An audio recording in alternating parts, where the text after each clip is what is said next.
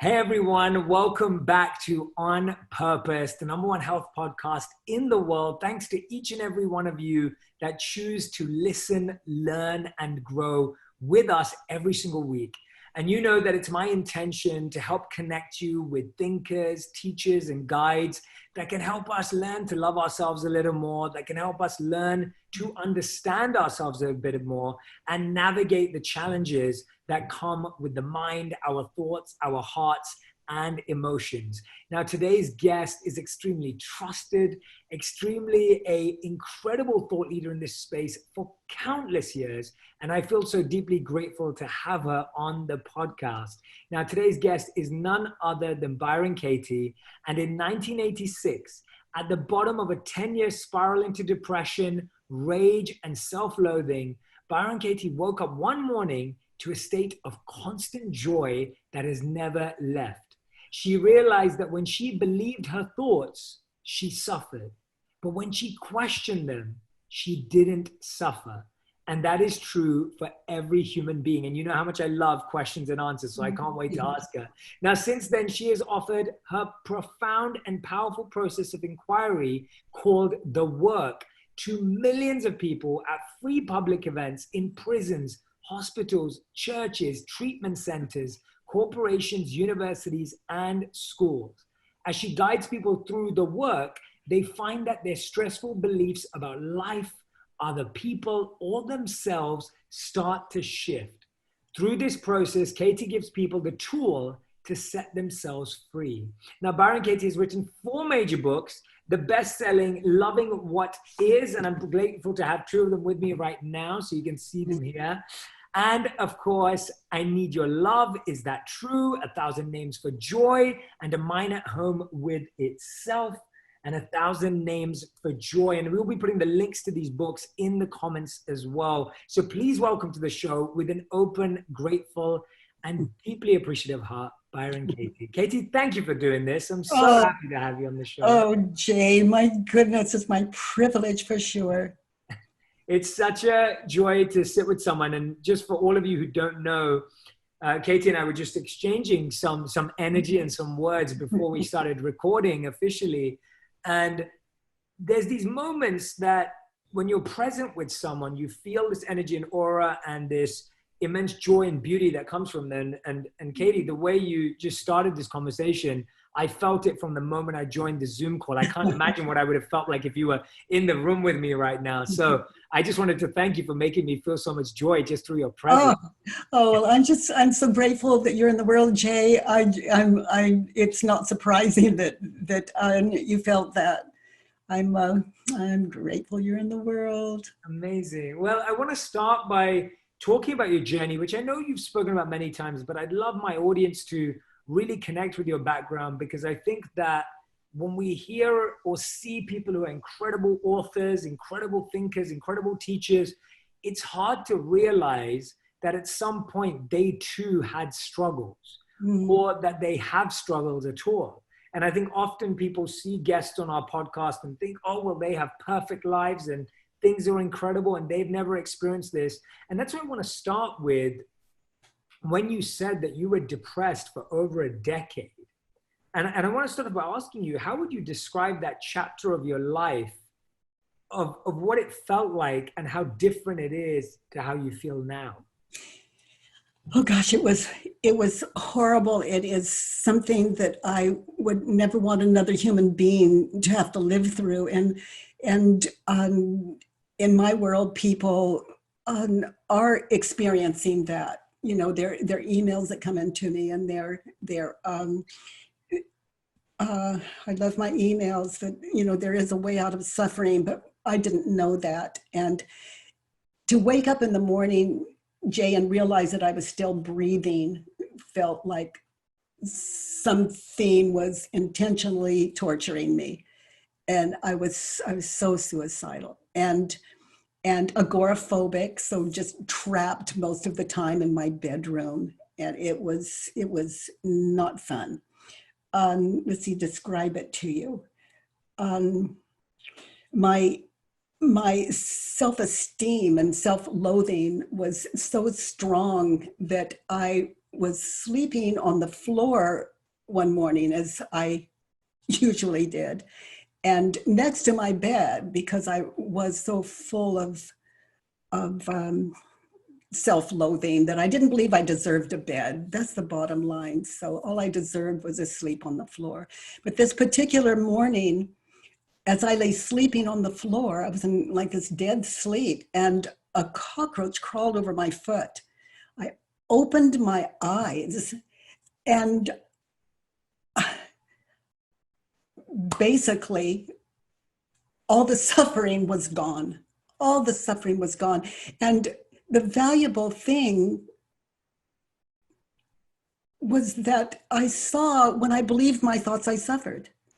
But when I didn't believe my thoughts, I didn't suffer. And the way that I saw that is when I opened my eyes, the ego did not have opportunity to fill that space.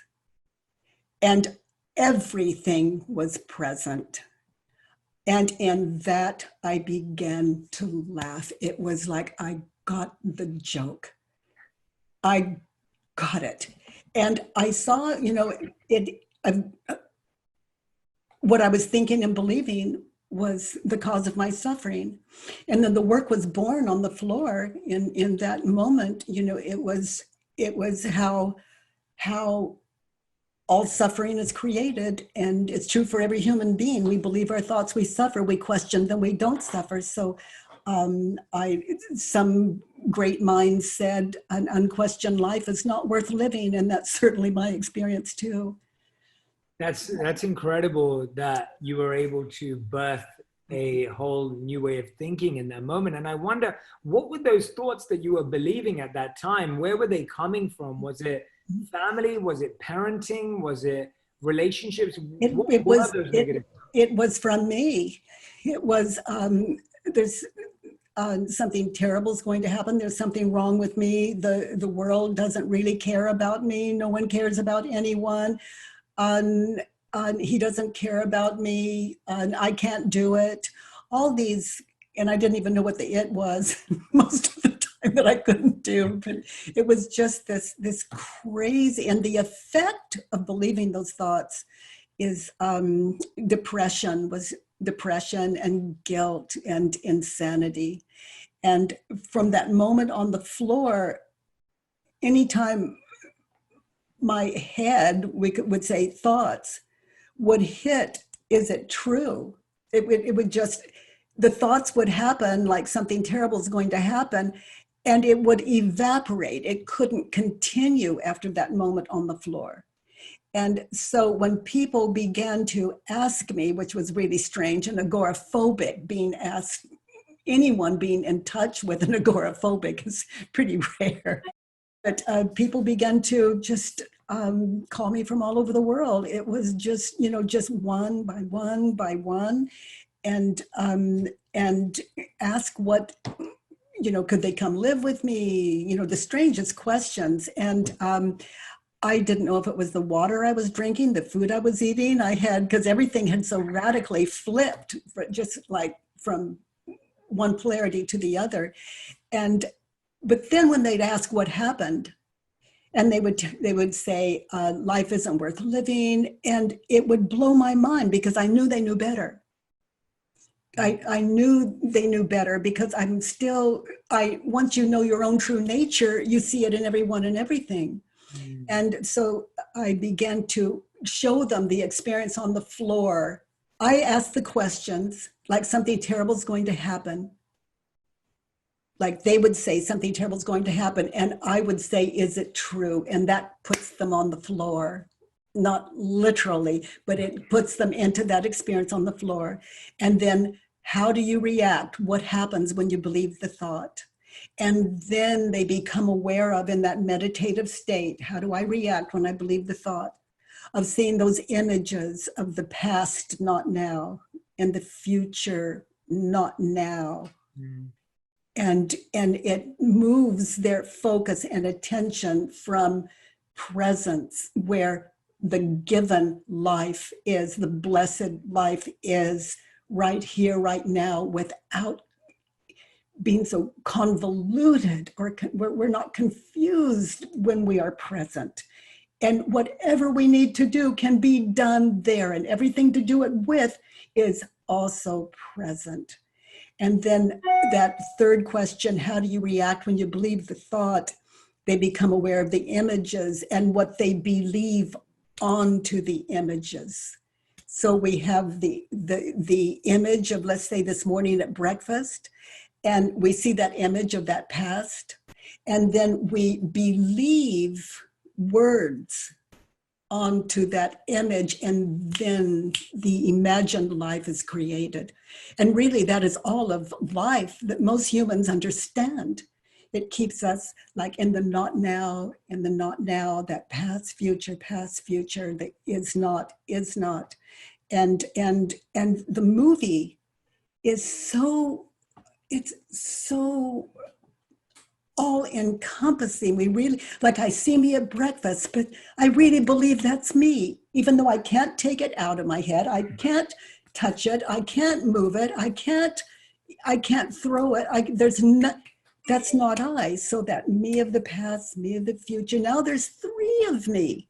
And now all of these past, there are a million of me. There are a million of me in the future. It's like, who am I? And if we just, who would it be? That 4th question, who would I be without the thought something terrible is going to happen, for example, dealing with that one.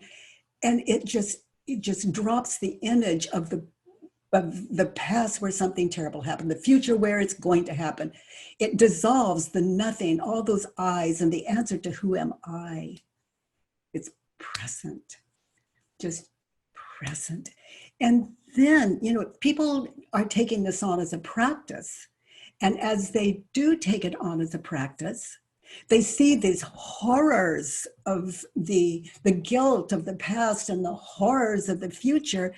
And they are awake to not I, not I, not I, not I, all the not now. So they are with the one they love, the beloved themselves, awake to the given, the love of life, not life imagined, but the love of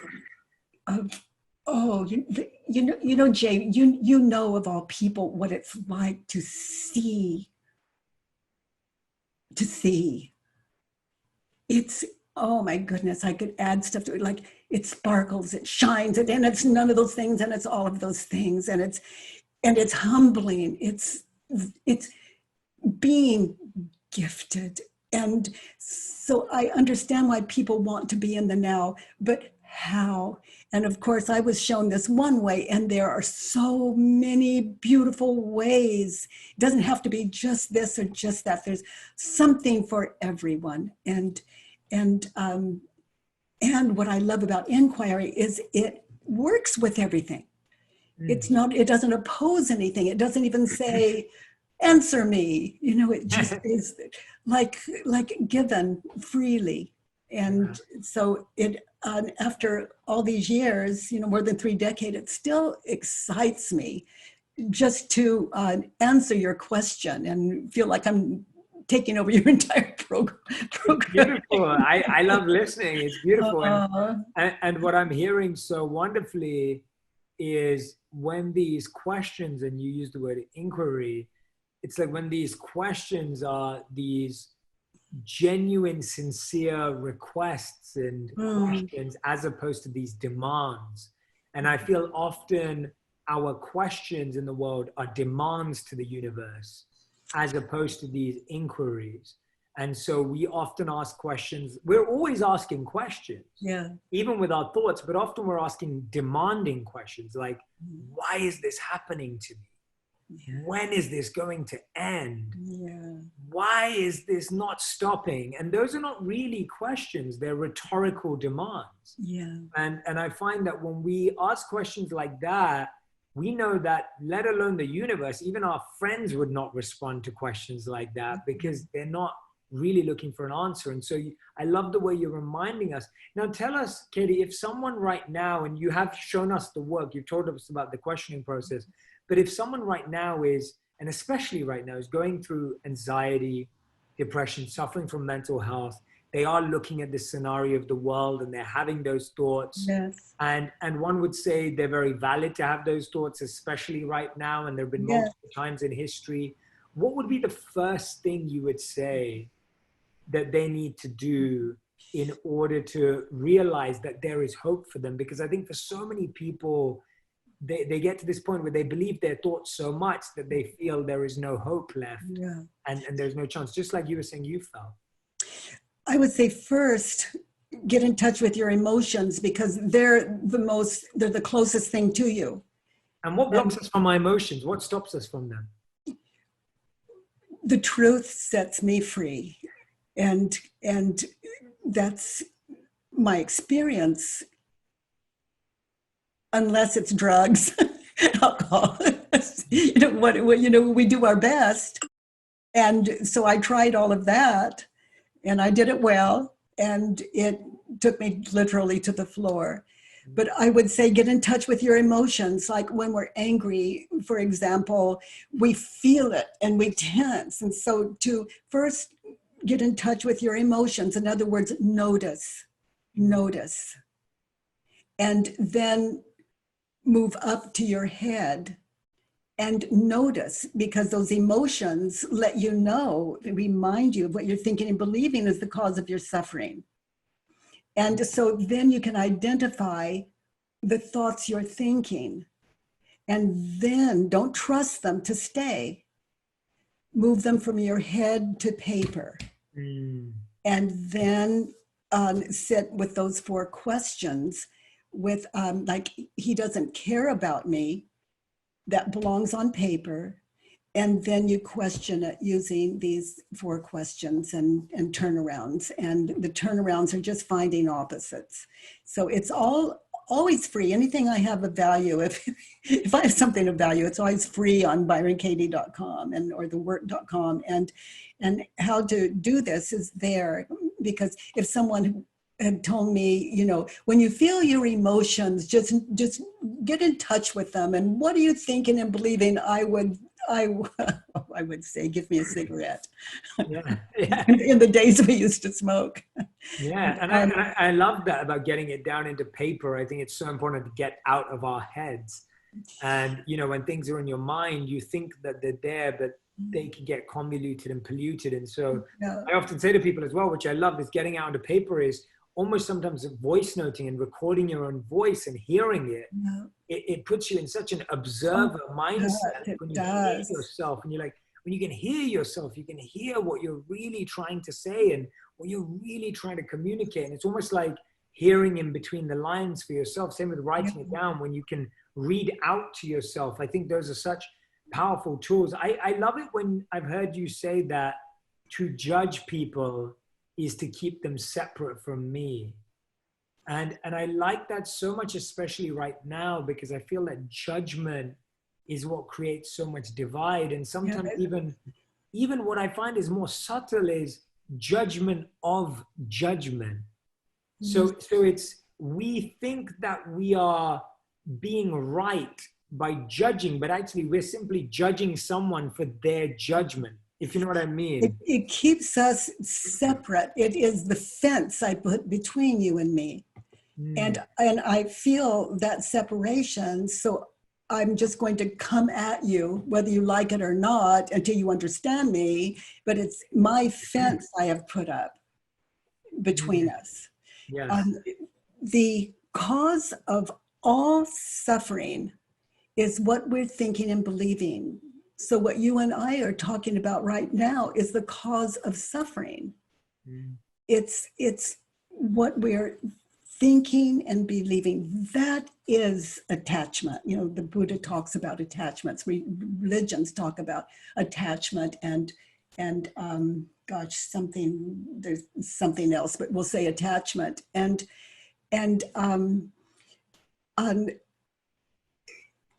what we're talking about is the most important thing. To identify what we're thinking and believing is to identify the cause of suffering. And to question it is to set ourselves free. And to question it really is a meditative process. For example, if I think this is a terrible place, this world is a terrible place,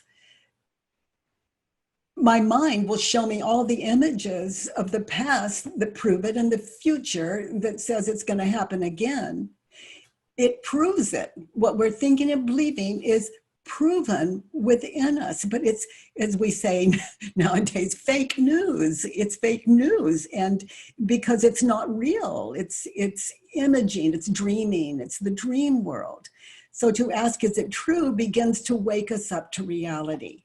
And the valid answer, when we ask, is it true, to meditate, to get still in that, and not to ask the question of ourselves if we don't really want what we're asking to meet the question. And what we're asking to meet the question is that don't know world that is so unavailable to us when we are living as believers in these terrifying, depressive states of mind.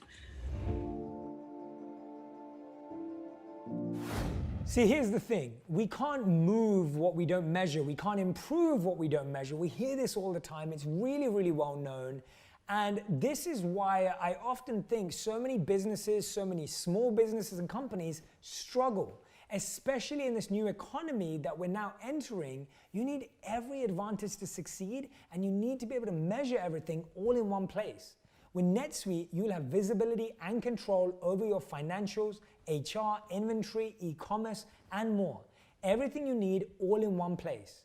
By focusing on the above, this allows you to measure and improve your business easily.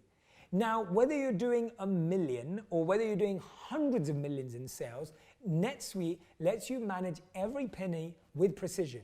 You'll have the agility to compete with anyone, work from anywhere, and run your whole company right from your phone. Like literally, it's crazy.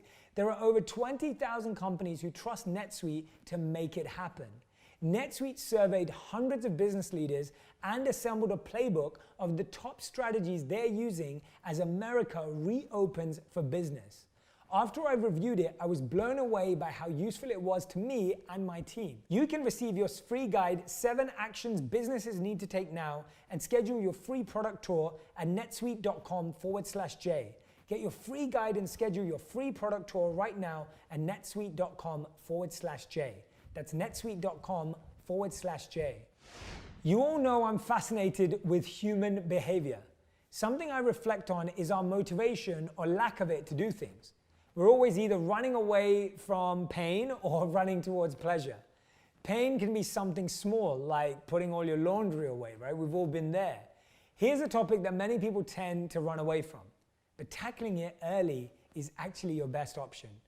Shopping for life insurance can raise a lot of questions and concerns. How much coverage do you need? Which insurance company should I trust? How much should it even cost? Do we really even need it?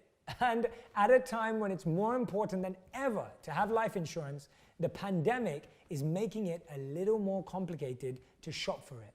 But today's sponsor, Policy Genius, can help. Now, Policy Genius are a life insurance marketplace backed by a team of experts. Policy Genius is keeping track of all the changes in the market so you don't have to. They're trustworthy and fully qualified. They'll find you the right amount of coverage at the best possible price without the headache, right? The most important part. This means they can get you covered quickly and for the best price. What more could you ask for, right? Like, it's a great place to get started. This is what Policy Genius's process actually looks like. They take all of these quotes, they compare them from the top life insurance companies all in one place. In a few minutes, you can compare quotes from the top insurers to find your best price. Most people save about $1,500 or more a year by using Policy Genius to compare life insurance policies. Once you apply, they handle all the paperwork for free. So if you hit any speed bumps during the application process, they'll be there to take care of everything. Again, life insurance can be a scary topic and overwhelming. That's why their mission is to help people get insurance right by making it easy for them to understand their options, compare quotes, and buy a policy all in one place. They've helped over 30 million people shop for life insurance. You will not go wrong with them. So if you need life insurance but you're not sure where to start, head to policygenius.com. Policy Genius will find you the best rate and handle the process completely. They'll get you and your family protected and hopefully give you one less thing to worry about right now. Try it today. Go to policygenius.com. What are some beliefs that we should have then? Because if we're believing so many of the wrong thoughts, what are some of the thoughts that we should believe? Is there a Well, words become like matches for our true nature, and or a match to the heart. Like if I think there's something wrong with him or her or them, you know, a society, for example, but there's something wrong with him, then my mind immediately shows me all the proof. But it's not proof, it's a state of mind. And then it shows me the future where he's going to do that to me too. You know, that's going to happen here too. And so I don't see that him I'm with. I see who I imagine him to be. So that's who I'm talking to. So I like to say no two people have ever met. We're crazy. We are talking to a phantom and we're so convinced. And so, you know, this work wakes me up to reality. And I forgot your question actually slipped. No, that was beautiful. My question was, because you're saying that we sometimes believe our negative thoughts and that's what creates our suffering. Oh, the replacement. Are there any thoughts that we should have? Are there any beliefs we should have? Well, let's say I think there's something wrong with him. And is it true? Can I really know this? How do I react when I believe the thought? I see the past, future, imaging and all of that. Who would I be without it? And I'm just meditating, dropping my story, dropping that identification on him, taking all the Post-its I believed onto him, and I just see him. And I see him. And without what I'm believing onto him. And then when I turn it around, there's something wrong with him. Turned around, there's something wrong with me. And I'm not exchanging one belief for another. I am going to try it on as though it were a shoe I tried on and I fell in love with in a shoe store. I don't know if it fits. I've got to try it on. So there's something wrong with him. Turn around, there's something wrong with me. I'm going to try it on. Now in that situation with him, there's something wrong with me. Okay, my attitude, I was experiencing a little fear, a lot of separation. There's something wrong with me. I see him differently when I dropped my story on him. That was mine. There's something wrong with me. So I am meditating in a moment in time. And I'm present. And if I see something unacceptable in my world, I look to me. I don't look to other people. They cannot give me the answers that I'm seeking. And often they say things that enlighten me, that wake me up, that change my life. But I'm the one that heard them. And as I'm in a hurry, I was in a hurry. And I was granted a gift, and it came freely. And now that belongs to everyone. And no one has to be open to it either, but I just know my job like you know yours. We know our jobs. We Absolutely. Give the gift, and it grows in us each time we do. And what about so many people I hear today who are reconnecting with some of the pains in their childhood that they may not have even been aware of? So when we look at childhood trauma, we look at abandonment issues, we look at the feeling of not feeling nurtured, like we look at the feeling of being rejected or neglected as a child, and we carry this and yes, it grows, we do. and it's there, and sometimes we don't become aware of it until we're much older. So true. How does someone go about processing that? Because I feel that also reflects in the type of partners we choose for ourselves. It reflects in our communication with our friends and our bosses and our colleagues. It creates so many issues. It affects everything. It affects our identification. The people I work with, so that they understand how to work with it themselves, is I ask them to go into the trauma, get into the center of that trauma where it was the most painful, and identify, meditating in that situation. And that's asking a lot, but to go back into that situation and identify what they were thinking and believing then. Because what they were thinking and believing then was the cause of the trauma. No matter what that person did to me, what I was thinking and believing was the cause of my trauma. So I identify those thoughts, I write them down, and I have a Judge Your Neighbor worksheet on my website. People can download or work it there. And it's a form with 6 questions that allow us to recall what we were thinking and believing then. Right. So that supports it. And then there are their thoughts, what they were thinking and believing then, the cause of the trauma. And then they question those thoughts. And they question it from a meditative state, from that situation, from the center of that terrible situation. Doesn't mean the other person isn't guilty, but it's still, what still remains is what I was thinking and believing is the cause of my suffering.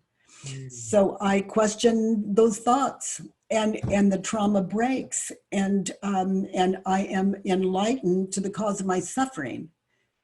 And that is what I was thinking and believing. And then I have a lot to do. I have a lot to do after that. It's another worksheet and another worksheet.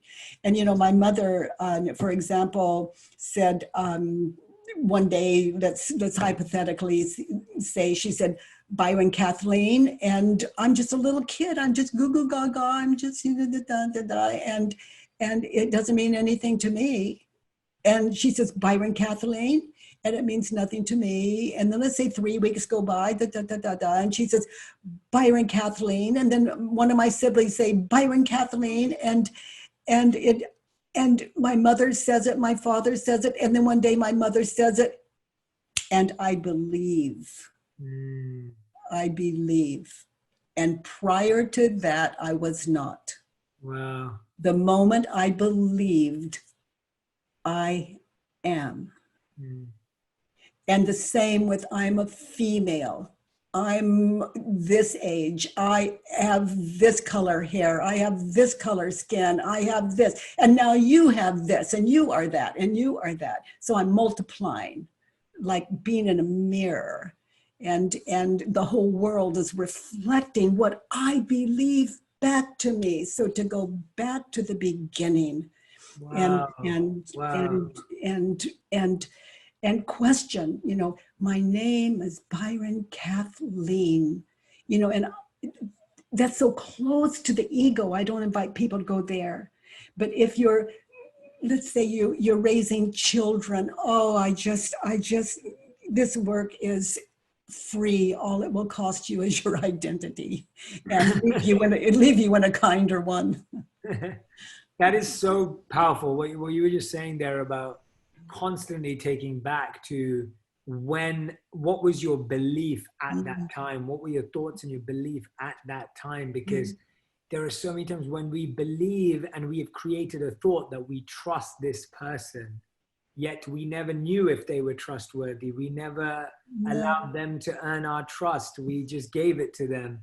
And then we wonder why they broke it. And it's because at that time we chose to give them our trust. When we consider what we were thinking and believing, we look to ourselves. Yes. They didn't con me into trusting them. I believed this, and this, and I trusted that. Yeah. Now you say in that regard, you also say that there's nothing that isn't a gift.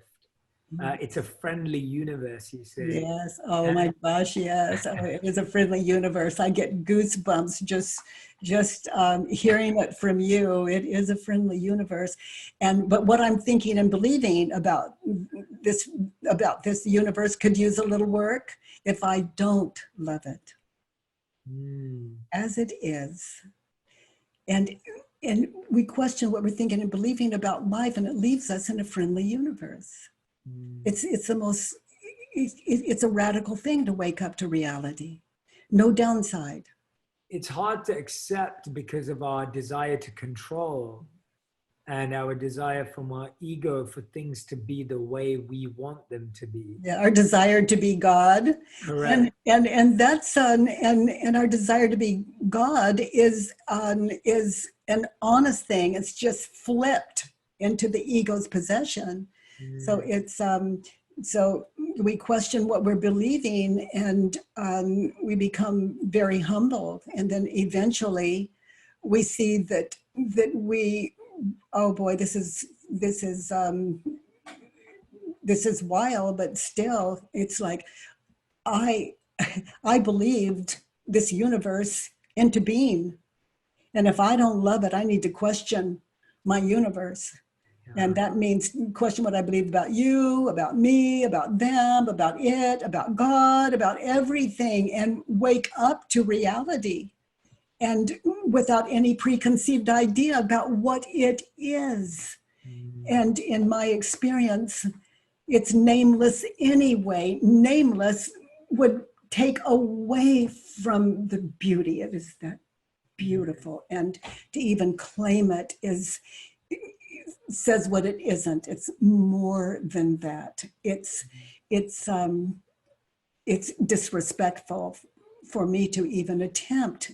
It's more beautiful than that. And I know that my community will be really interested in this, Katie, is how does this then affect our relationships and our communication with those that we love? Closer.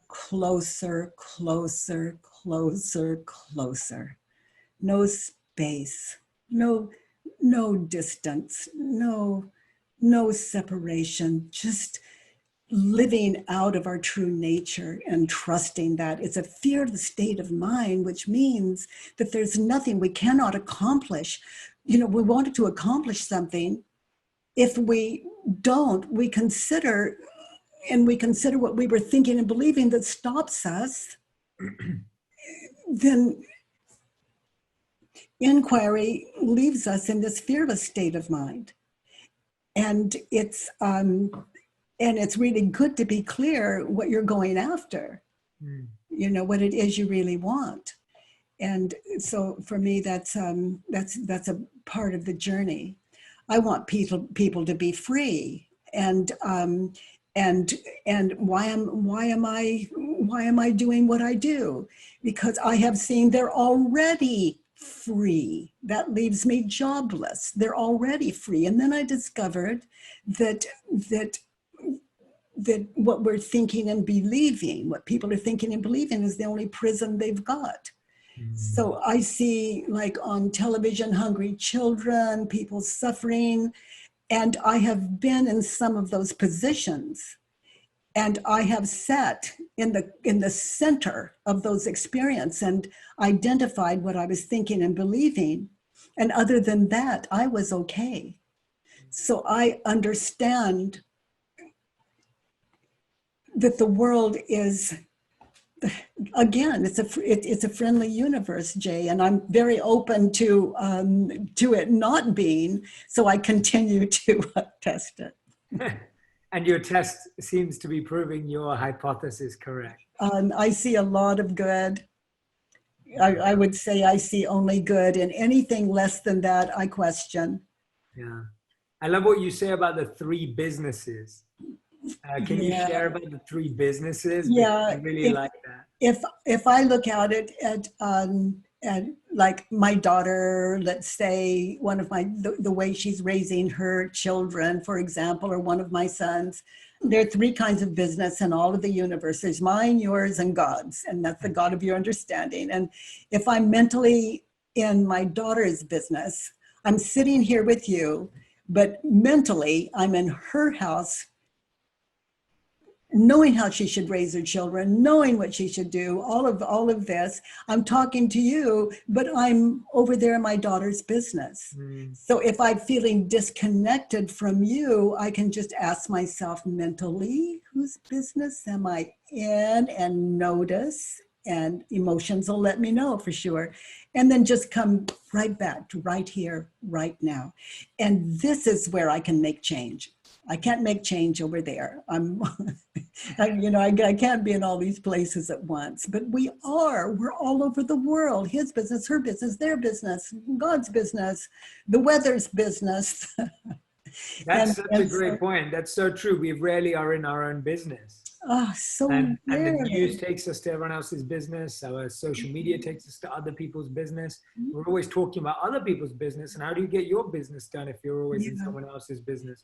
It's and when we're present, we can observe life from out of a, it sounds strange, but out of a proactive state of mind and understanding, I think is the better word.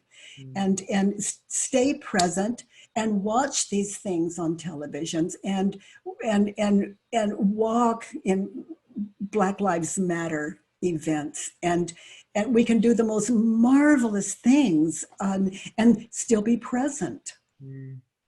It's but fear stops us from, I don't have the right clothes, and I wonder if I need to take a lunch, and oh well, this is just, I don't think I'll bother today. What would stop us from doing the right thing? Our heart's desire.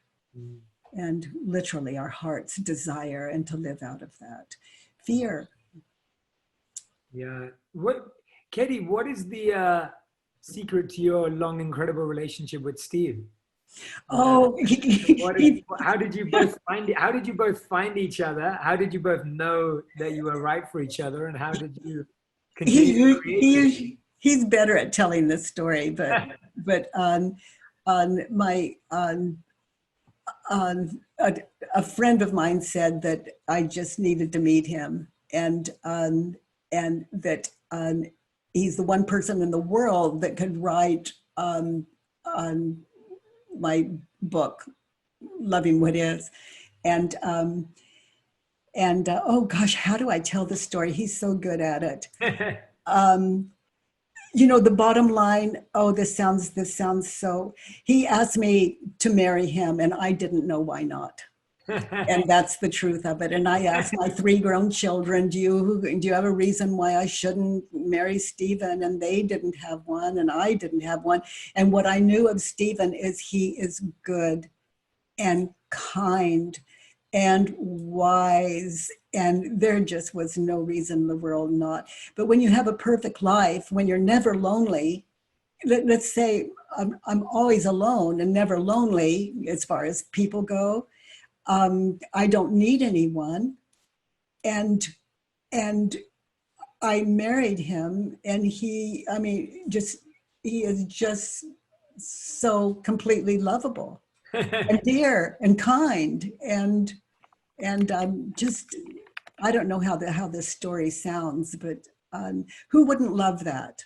Absolutely. It's goodness and kindness and fairness and brilliance and all the things. In my life before the work, the opposite would attract me. Looks and the real man and all the usual, and I didn't do well in those areas. That's such a powerful point. I'm so glad you raised that, because what we're attracted to is also what we're thinking and believing. Mm-hmm. And so sometimes when we say, well, this is my type, or this is the kind of guy or girl or whoever it is that I'm attracted to, what we're saying is we think and believe that this will make us happy. Yes. Their appearance, their job, their status, their whatever it may be will make us happy. Yeah. And we don't question that. We wonder why the person let us down. But using your methodology, the work, as soon as we go back to what were we thinking and believing at that time, we start to write that what we thought and believed would make us happy is what let us down, not that person. Yeah, what we were thinking and believing about that human being was the cause of our attraction.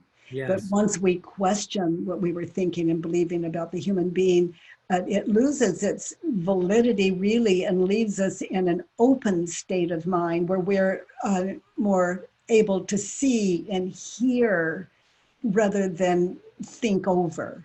Yes.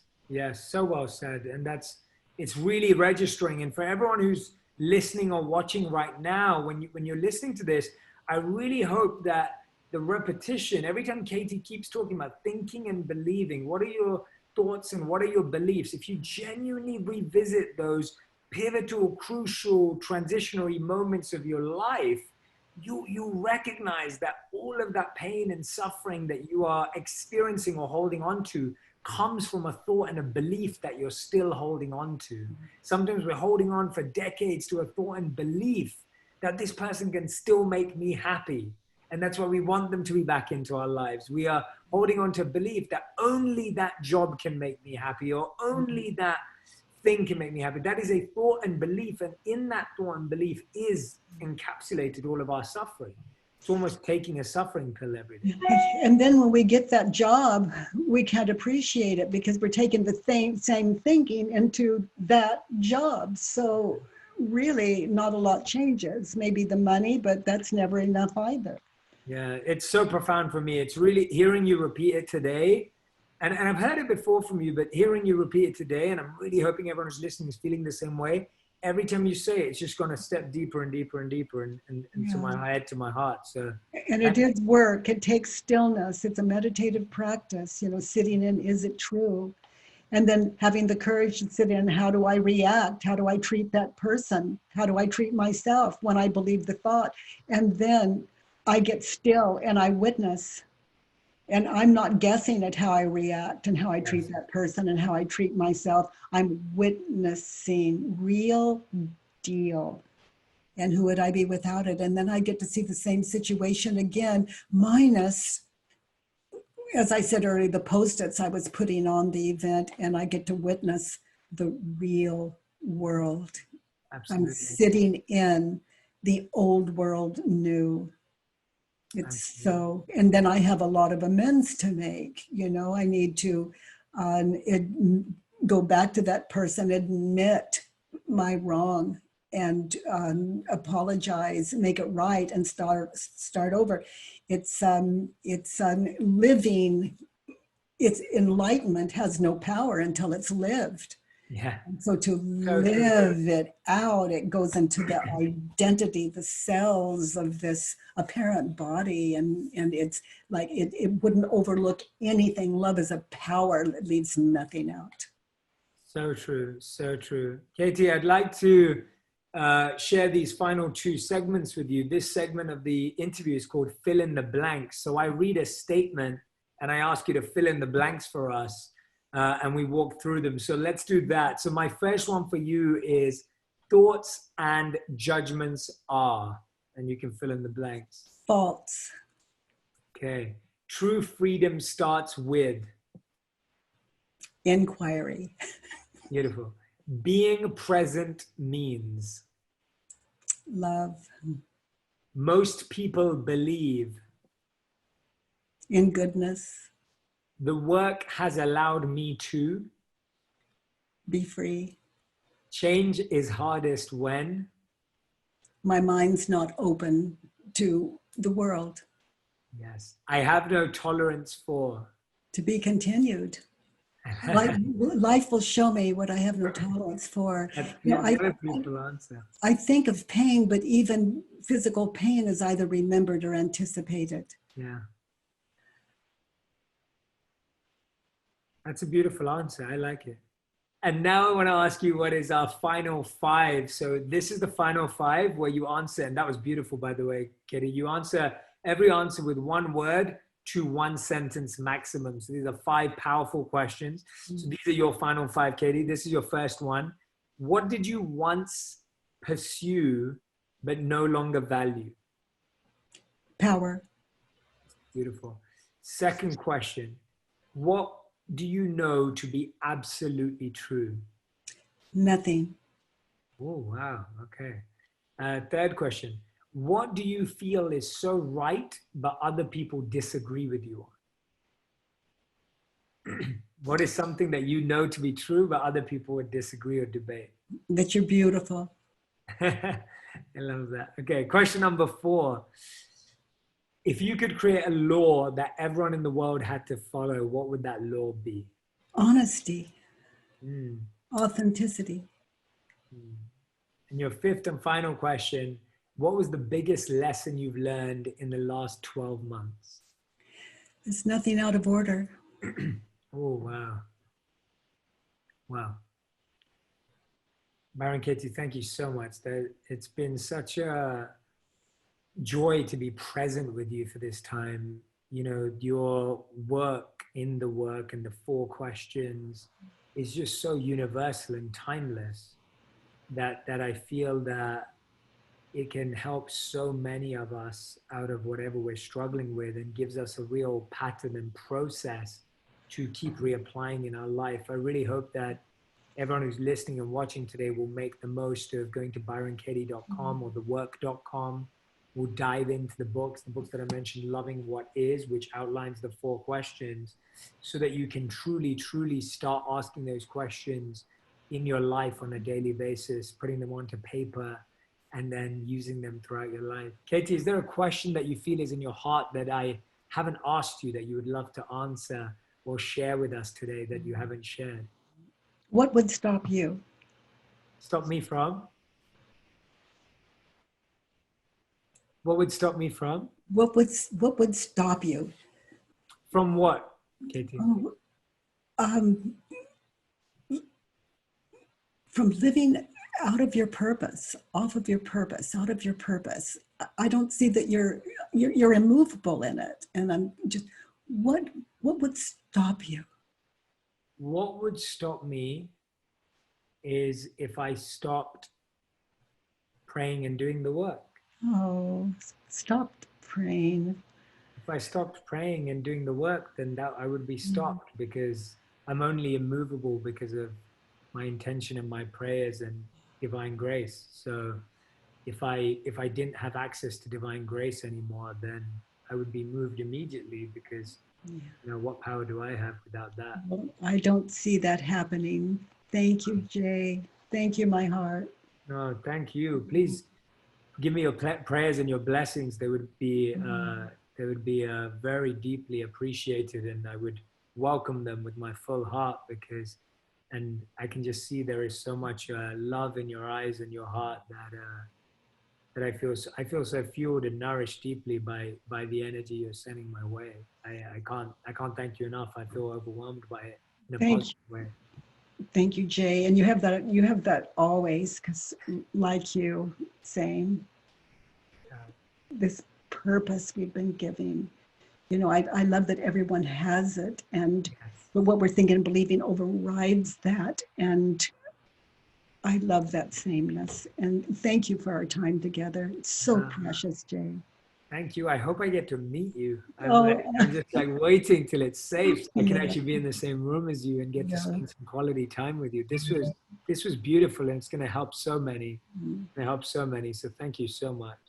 Thank you, Jay. To be continued. Yes, absolutely. I'm so grateful. Thank you, Katie. Everyone who's been listening or watching, please go to byronkatie.com to find out everything, to get the worksheets, to get access to everything that Katie has shared today. Please do not miss this incredible opportunity that stands for all of us to start making this progress right now. No excuses. It's all free. It's all there.